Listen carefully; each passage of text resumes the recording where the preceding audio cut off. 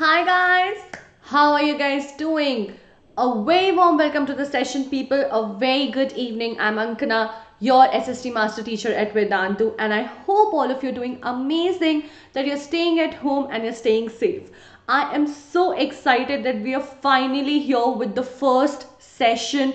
Actually, not exactly the first session, but with the text, yes. And I know this is one of the most awaited videos by everybody, and I was so excited when I finally started with this. So welcome to the very first session of the First World War of Independence, people. This is going to be amazing. Let's rock it together. Let's quickly get started. So we're going to start with the first chapter for class 10th, which is the First War of Independence. Now, in this, as you know, as per the revised syllabus, we are going to focus only on, a lot of things have been removed. If you're not aware of it, I have done a video on the revised syllabus. Please go back and watch that as well.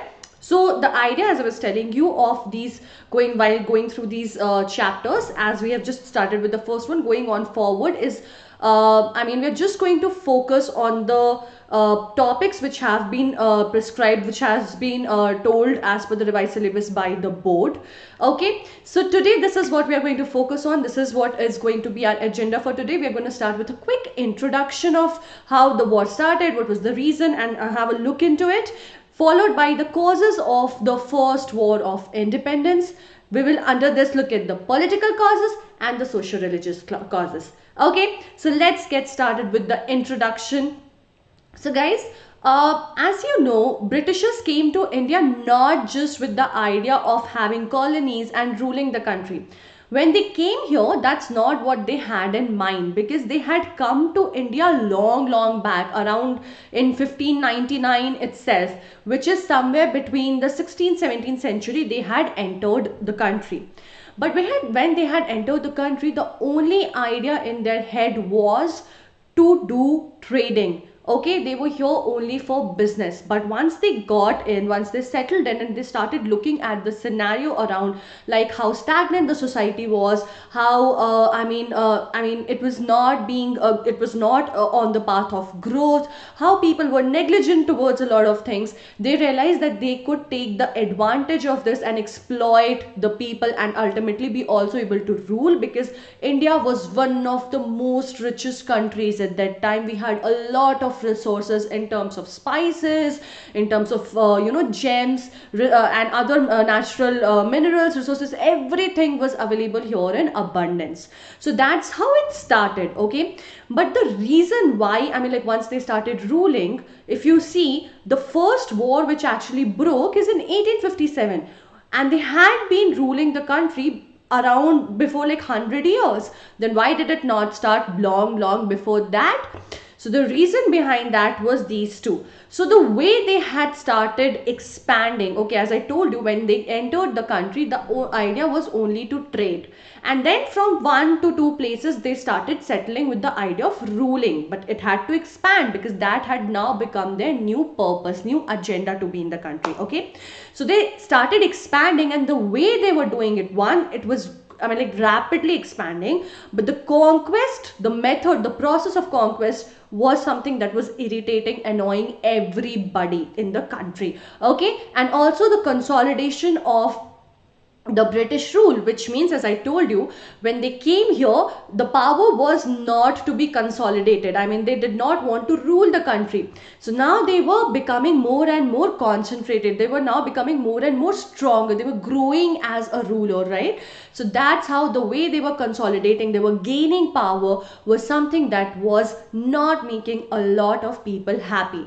And these two were the major rules why people started getting agitated and resented the government, and which ultimately led to the war. Now, what were these two things? So under these two things, they took certain steps, okay, and those became the causes of the war for independence. So let's look at what were these causes for independence. So also, now these are the causes that now we are going to focus on. One thing that I would like you to know over here is that although the proper war maybe broke out in 1857, and we know that the Britishers actually got really dominated only during this period. That's how it started. Somewhere around 1957, their dominion started. How did it started? So before this, As I told you, they were here for trade, so they were not doing it. So right in 1757, they won the Battle of Plassey. Okay, through this they got a farman, which mean farman by the Mughal rulers, because inke pehle before them we had the Mughal emperors, like Mughal rulers were there, Mughals were ruling the country. So they got a farman, they got a notice, you can say, from them, according to which they were now not supposed to pay tax on the trade. The import and the exports were tax free for them, and that was after the battle that they won in Plassey.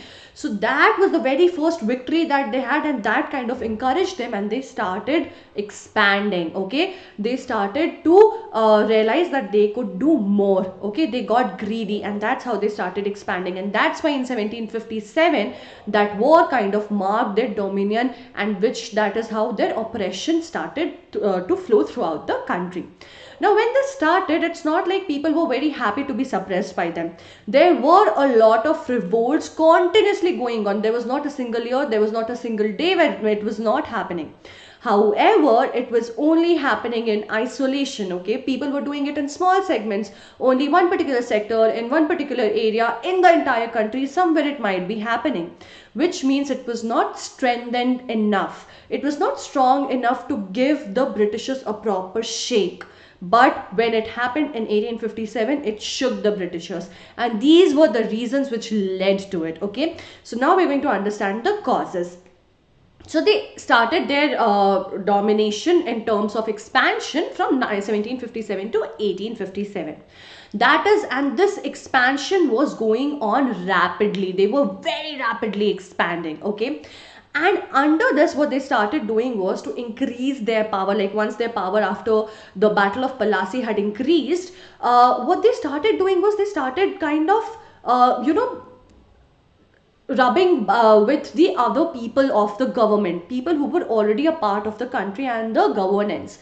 The rulers and everyone was being upset by their policies. Okay, so they were making a lot of policy in order to expand. Those were economic those economic policies, though were a few were administrative policies, but all of this were actually doing nothing else but exploiting the existing system of Indian society, and it was affecting each and every segment of the people. Okay, and that is how the agitation between each and every segment started. Okay, the very first thing that they did was, see, obviously the Mughals were already ruling, so they had to replace the rulers who were already there. So the very first thing that they did was they replaced the rulers, they took away the titles, and that was the very first thing that made people upset. Okay, then the peasants, the farmers, they were deprived of their rights. They were asked to pay high taxes. They were not given the basic land rights which they required, and they are already the classes which, they're already financially not very stable. They were not stable. Now, on top of this, exploitation also put them off a lot against the Britishers. The artisans, the craftsmen, they were struggling because there was an economic, they were not given the proper compensation that they deserved, because that's the injustice that the Britishers were doing towards them. And the artisans actually lost their livelihood and were not able to get enough money. So they were facing a lot of economic troubles. Okay, and then also not just that, the higher paid posts, okay, all the good posts, all the good titles were reserved only for Britishers. Indians in their own country were not even allowed to enter those positions, and people who were already in their positions were taken there, were disposed, their titles were snatched off from them, which had created a great amount of discontentment in those people now. And on top of it, you know how much religion matters and drives the people's emotions in country like ours, India. So the people, the religious leaders, the priests, the scholars, they found that the income, what happened was that the temples and all of these things were shut down, or tax were being put on them. And also the rulers had lost their jobs. Not jobs, the rulers had lost their positions. The rulers were no more in power to rule the country. So if the rulers itself were not there, who would actually encourage the religion? And Britishers were not at all interested in the encouragement of the religion. As a result of which, the priests, the scholars, whose income was dependent on the religious practices, was now being curbed. And as absence of the Indian rulers in power, they had also now started suffering. So this was maybe the first time when each and every segment was suffering. Earlier, it would usually be some particular class or some particular segment of the society, but now with the Britishers entering India, it was everywhere. Okay, not just that, Indian soldiers, they were having a very hard time, because one, they were working for these people. In fact, the Indian soldiers had helped them to expand in a lot of places, but now they were only not receiving proper income. Okay, they were also being mistreated by the people of, I mean, like the superiors, because they were being more biased towards the British soldiers. And also, as I told you, the higher ranks were all reserved for them, and the Indians had to only work on one lower ranks. On top of that, the treatment that they had to face was very, very poor. So by 1857, in these 100 years, all of this consolidated together and brought out the reaction, which was just enough for people to trigger, to ignite that fire, and hence they went into that mass uprising, because it was just the right time. Okay, and this is all of this together led to the first war of independence. Now, under these causes, we are going to break them in different segments. So we'll look at the political causes, we'll look at the socio-economical causes, we'll look at the we'll look at the religious causes, and we'll also look at the economical causes. But today we are going to start with the political causes, followed by the socio-religious. Okay. So now, as I told you, they were rapidly expanding, guys, right? And so under which they had multiple things, they had taken multiple policies. So the very first thing that upset most of the people were their policy of expansion. Now this is the very first point under political, under the political causes that led to the war. Now this policy of expansion they did in four ways, because it was not possible for them just to fight and expand. So they had taken multiple approaches to spread their legs and arms in the country, to spread their presence. The very first thing was by outright wars. They would directly go to war and battles, directly wage wars. Okay, but then that was not the only option. So they were coming up with multiple policies and multiple they were using their brains and coming up with numeral you can say steps and policies through which they could expand and cover up more and more areas. So the another one was Subsidiary Alliance. The third one was through Doctrine of Lapse, and ultimately the final one was on the pretext of alleged misrule. Now let's dwell into these subtopics and understand in depth what is exactly meant by this. So by outright wars, as I told you, they would directly wage wars and go ahead with the battles. For example, Battle of Buxar in 1764. And by winning this battle, they had direct rule over Bihar, Bengal and Odisha. They once won this and took this entire region under them. Then there were series of wars in different parts. There were Anglo-Mysore wars, there was third Anglo-Maratha war, second Anglo-Sikh war, and they kept on having these wars. Guys, just to clarify for you all, Anglo actually refers to the white skinned English people, English speaking people. Basically, the Britishers are known as Anglos. Okay. Even now you might hear that he's Anglo-Indian, she's Anglo-Indian. Anglo basically refers to Britishers. So a lot of when they went back to Britain, a lot of them stayed back and then became a native of India and started their family here with Indians. So those are known as Anglo-Indians because they have their roots in Britain. Okay, so now they were waging wars. Battle of Buxar in 1764 got them control over Bengal, Bihar and Orissa, as I told you. Then Anglo-Mysore wars got them all the Mysore state. Then there were multiple wars that happened in Maharashtra. Finally, in the third Anglo-Maratha war, they got the north and the south region of the Narmada river. Okay, all of these areas were actually before this under the Peshwas. Peshwa, as you know, were the rulers in Maharashtra. Okay, you might have heard it in movies also, Peshwa Bajirao and all of those.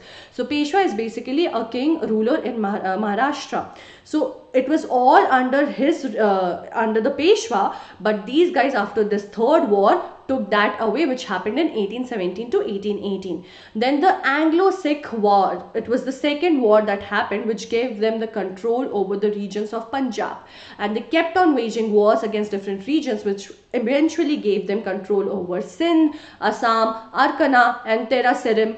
and Pegu in Myanmar. So they expanded in those regions as well. If you remember, before partition, I mean like before independence, all of this used to be part of India only, including Pakistan, Myanmar, and all these regions. Okay. Then was subsidiary alliance. Now, what do you mean by subsidiary alliance? Now, not all the rulers were very, see, that was the reason why they got all of the strength, and you can say they had the audacity to be in our country and again have that bravery, have that courage to rule the people of the same country where they're actually over as guests. But that started because they realized that there were not enough strong leaders. There was no one strong leader, for that matter. Even when there was all those leaders I mean like ruling in parts, the rulers were not strong enough, and that was their power. That gave them a lot of strength. So once they realized that, they also came up with this alliance, okay, which is basically partnership. Subsidiary alliance. Subsidiary means people would now give up their sovereignty on their own. Okay, they will just say, okay, fine, come take our freedom, we do not want to fight you. Not all the rulers had the courage to fight with the Britishers because they were afraid of losing. So they decided to go into a partnership with them, to shake hands with them. Okay, which is something a coward would do, but that's what those rulers were doing. They were compromising on their own rights, on their motherland, and had no high standard of morals and ethics. Okay, now this alliance, subsidiary alliance, was actually introduced by Lord Wellesley. Under this actually was an agreement through which the British India Company and the ruler, okay, of the princely states, whoever was there, would shake hands, okay, and they would come to an agreement that no matter what, they're going to lose on their supreme power of authority. So they will still be the nominal rule over there, just for the name's sake. However, the supreme authority of ruling, of all the decision making of that region, will be under the Britishers and the company. Okay, so now according to this, the Indian rulers had to accept their supreme power. As I told you, they would surrender all the foreign relations. Now, as you know guys, the Britishers were not the only people who had come to India for the trade purposes. There were more countries. So these countries were also, I mean, they could have been a direct competitor to the Britishers. So they were also trying to cut off and limit their powers by making sure that these princely states, one, are agreeing to the alliance with the British India Company. They're cutting off, they're limiting the powers of the other competitors so that they are not able to replace the Britishers. So they were not allowed to indulge with any other foreign countries, and they had to accept that the British and they had to accept that the British will be there as the supreme power. They will not indulge with anyone else in any sort of foreign relationship. They will surrender it. Okay, they also had to agree to have a British resident at their headquarters to keep an eye, basically like an ambassador. Okay, he would be basically ruling, he would just be a representative of the company residing in the headquarters. And they also agreed to maintain British troops. So the army was there, the army had to be taken care of. Now the Britishers did not want to spend their money on that. So who did that? The rulers who were in alliance ultimately had to take care of the British army that was employed over there on their own expenses, which means that they had virtually lost their independence. As I told you, they also agreed. Other European countries were also in good power over there, but they made sure that they're not going to indulge apart from Britishers with any other European countries. Okay. So by 1856, we can say that practically all the Indian states had been annexed, had been taken over by the British India Company through one way or the other. As we say, through by hook or by crook, they had made sure to take control over all the Indian states. Now these were two ways, like one was to go ahead with wars, one other was to have an alliance under which the company would, the state would surrender themselves. But there were also states which were maybe had a strong army who were not ready to surrender. Now how would they go ahead with that? So now they came up with this Doctrine of Lapse. Okay, now this was this new you could say, policy that they came up with, and under which what they said was that if the rulers fail to have their own natural, okay, their own male heir, their own person who would lead the kingdom ahead, who would lead the family's rule, which happens in monarchy ahead, the kingdom would lapse, which means that the kingdom would fall automatically under the company's rule. And this is what had happened in Jhansi as well. The ruler over there did not had his own blood son. He had adopted a son, Anand Rao, but the company disagreed. The Britishers disagreed to accept him as the ruler of the state of that place, and that is why Jhansi, I mean, we all know Rani of Jhansi, Rani Lakshmi Bai, that how her struggle was, how had she to fight against the Britishers.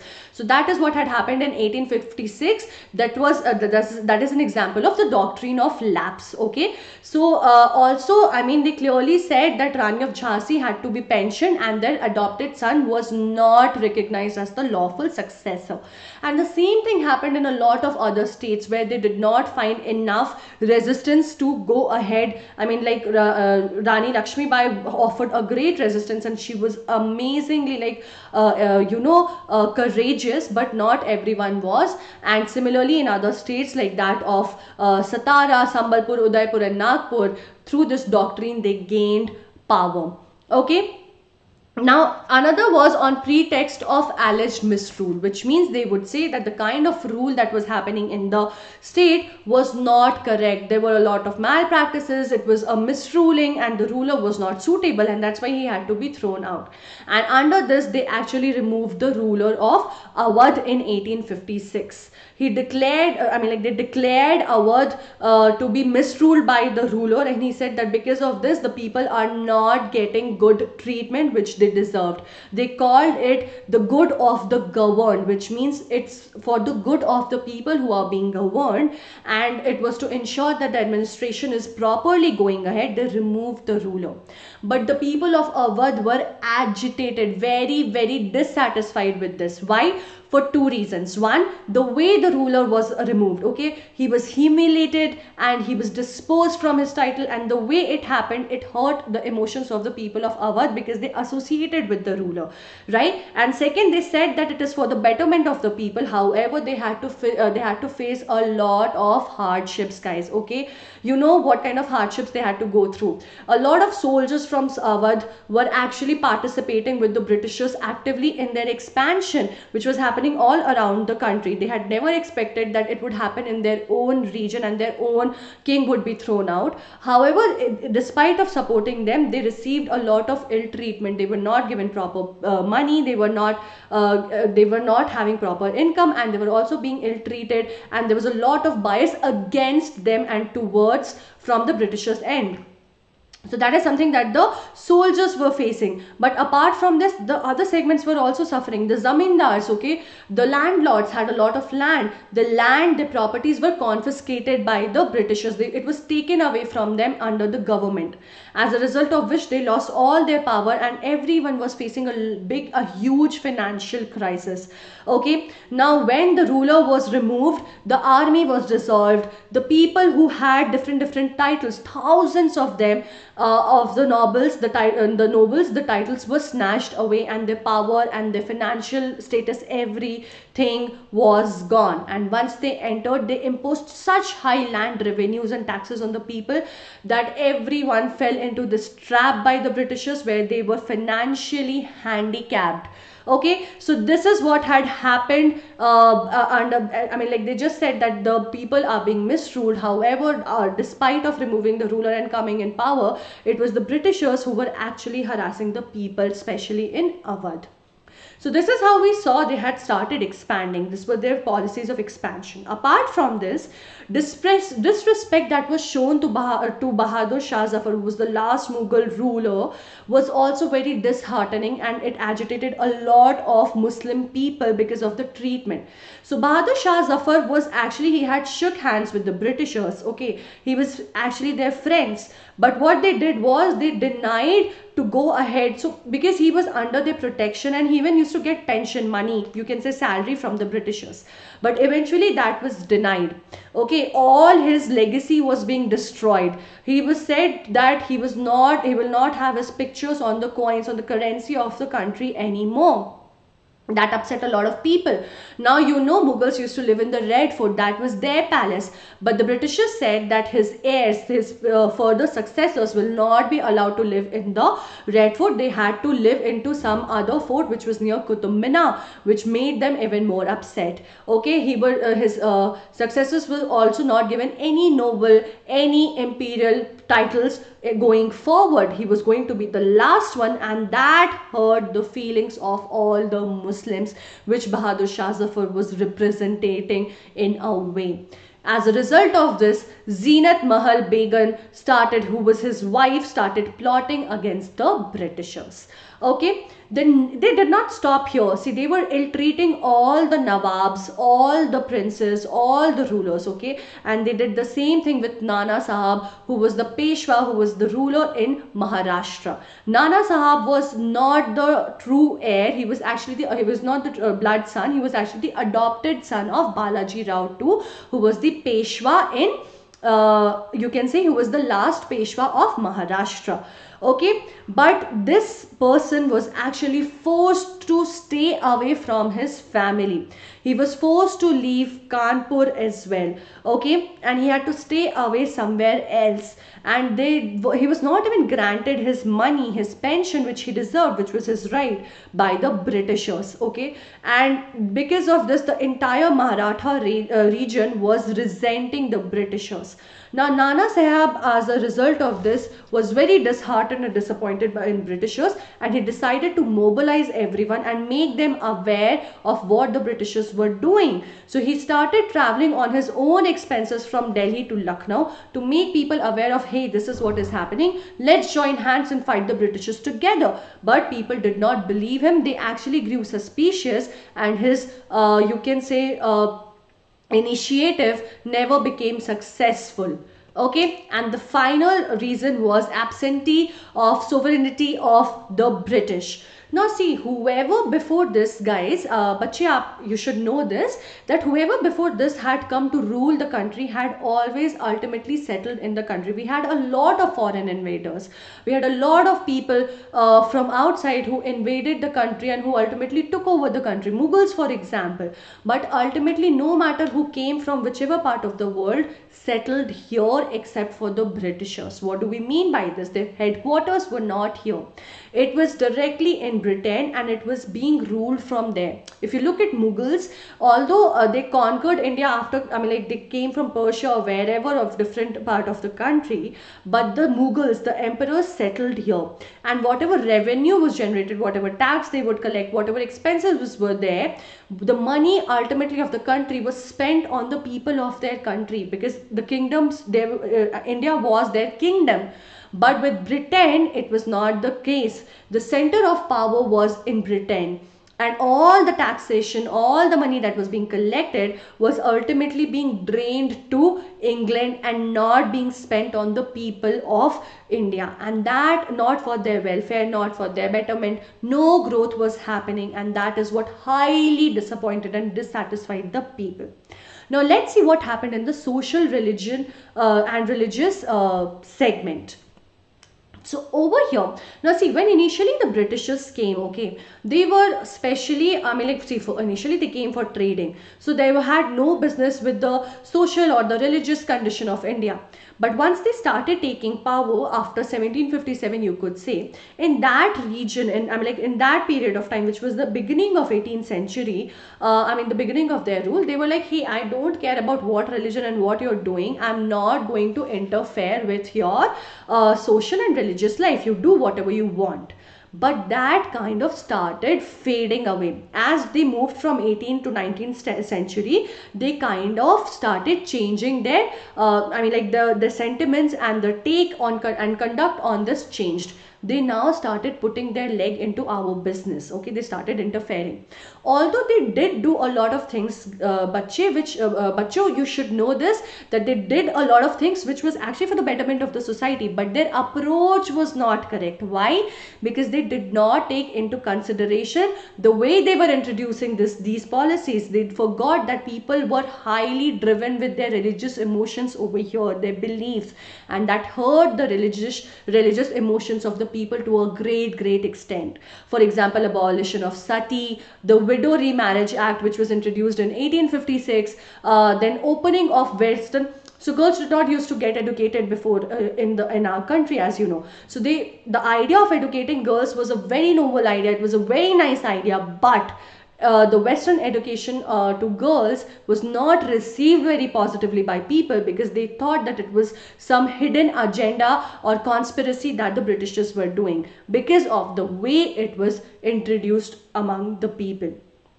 Then there were a lot of modern innovations happening, but people were not very open to it. They were very apprehensive. They're very, you could say, reluctant, and they were also having a lot of doubts. That was because there were a lot of rumors going around, and they thought that this modernization was being done because they ultimately wanted to exploit the population and use it against them only. For example, introduction of railways and telegraphs were done, which was good, but people were very suspicious that it was being done with a hidden agenda. Okay, they in fact, for telegraphs, there was a rumor that these telegraph poles that are there has actually been put over there, is standing there to hang the people who are going to rise against, who are going to stand against the Britishers. So such kind of rumors were making people suspicious or not open to these changes, which was actually somewhere done for their own betterment. Then there were a lot of orthodox, conventional, traditional Indians who were not open to change, who were very old school. Now these people were not happy with the kind of differences that were being vanished, that were being abolished by the Britishers between the different castes, between the higher and the lower castes. So in railways, or for that anywhere matter anywhere else, the castes were always dominating. They were very, you can say it was predominant in the Indian society. People were always divided into castes, and high caste people used to get more privilege, were always privileged than the lower caste people. So even, like, as you know, people were not allowed to enter in temple, public wells and things were not accessible to the people of lower caste, and all of these things existed. So the Britishers gave no damn about all of this. They were not concerned. So everyone in the railway would travel together. There would be no caste system that the high caste will sit there and the low caste will sit there. Everyone used to sit together. And the orthodox, the traditional conventional Indians were very disappointed by this, and they got offended, really offended by this behavior of, by this policy or behavior of the Britishers. Okay, they started believing that the Britishers are doing this, they are defying, they're not following their caste and religious system on purpose. Then it was not just that. All the people in administration, corruption has always been something that makes the system hollow right from inside, and it existed at that time as well. Okay, so the police people were very petty, they were very greedy. Okay, and they were very corrupt. If you'd go to them, they would ask for money, they would torture people, they would, instead of helping them. So there was a lot of dissatisfaction, because a common man, especially who was not very powerful, let's say who was not very rich, was being looted, was being oppressed. Okay, and he was being exploited the most. And as you know, the rich, the creamy layer in India in any ways has been very less.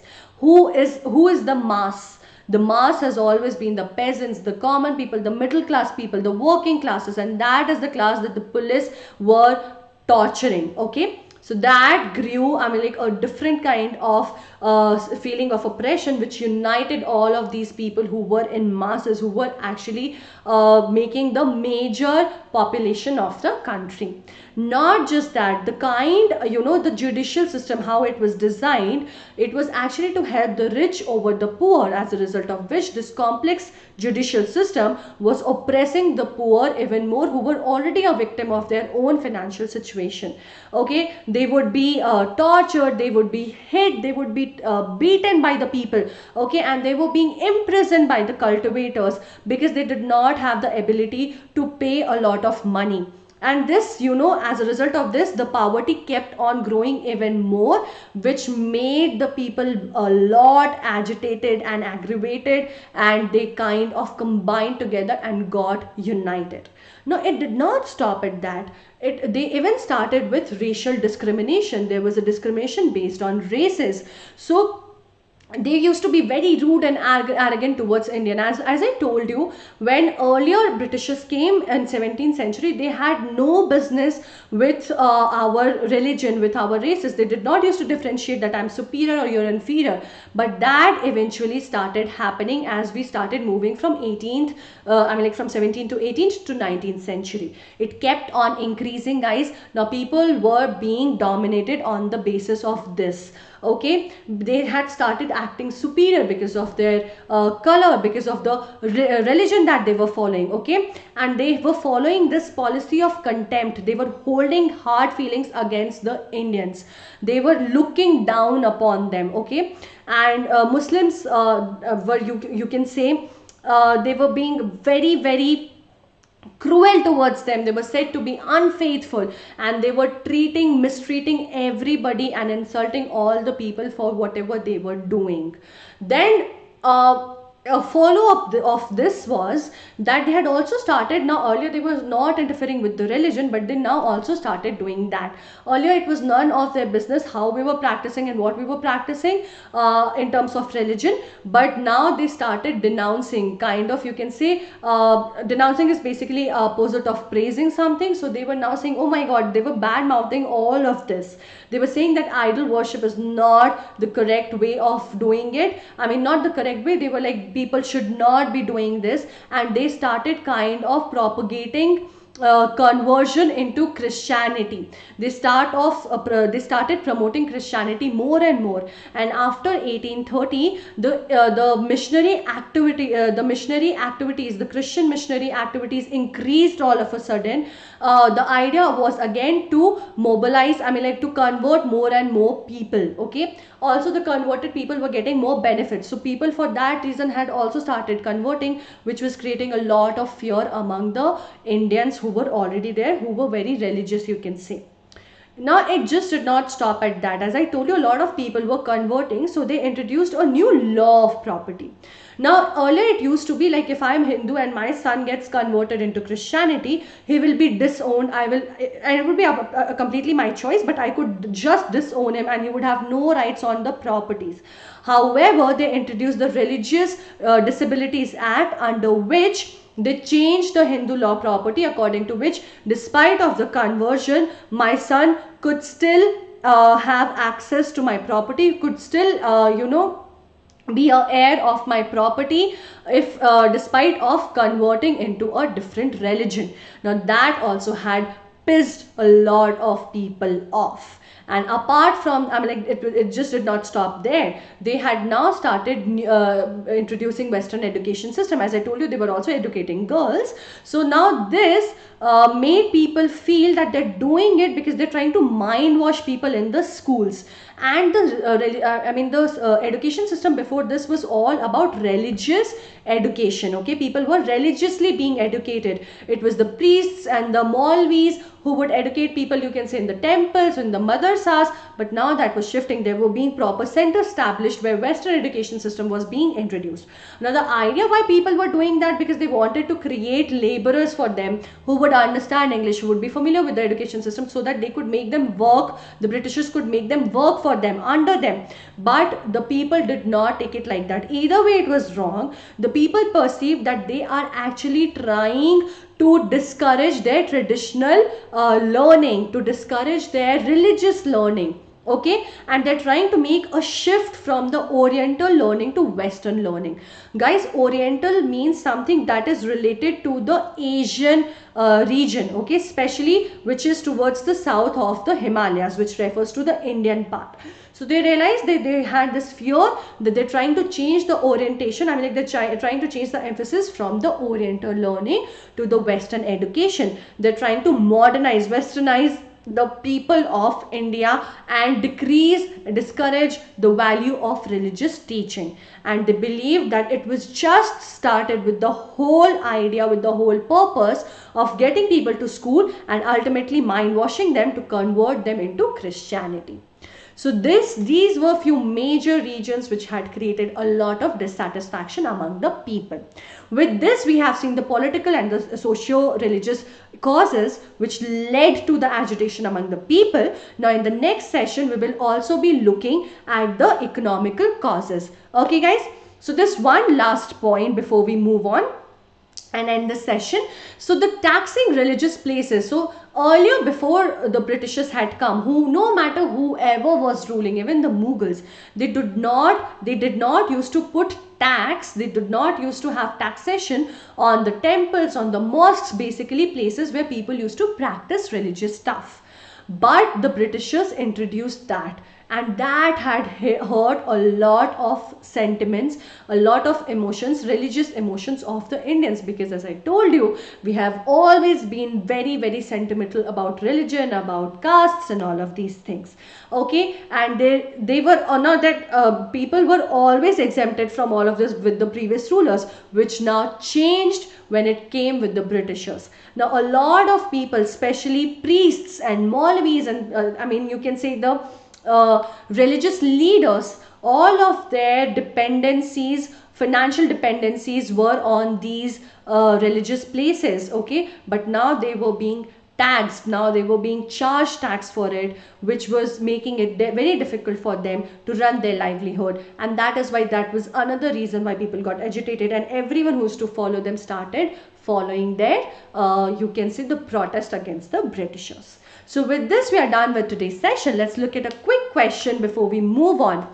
On what charges Awadh was annexed in 1856? Misrule, traitorship, exploitation of trade, all of these. Guys, make sure that you put the answers very fast in the comment box. And if you don't like and subscribe, your name will not be popping up in the leaderboard. So make sure you answer not in the live chat but in the comment box, and you like and subscribe the video and the channel.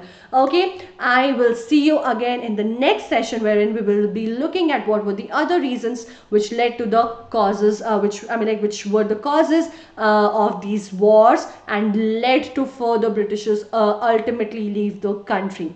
Okay people, stay safe, stay home, have a great day and good night. I will see you again very soon. Bye bye guys.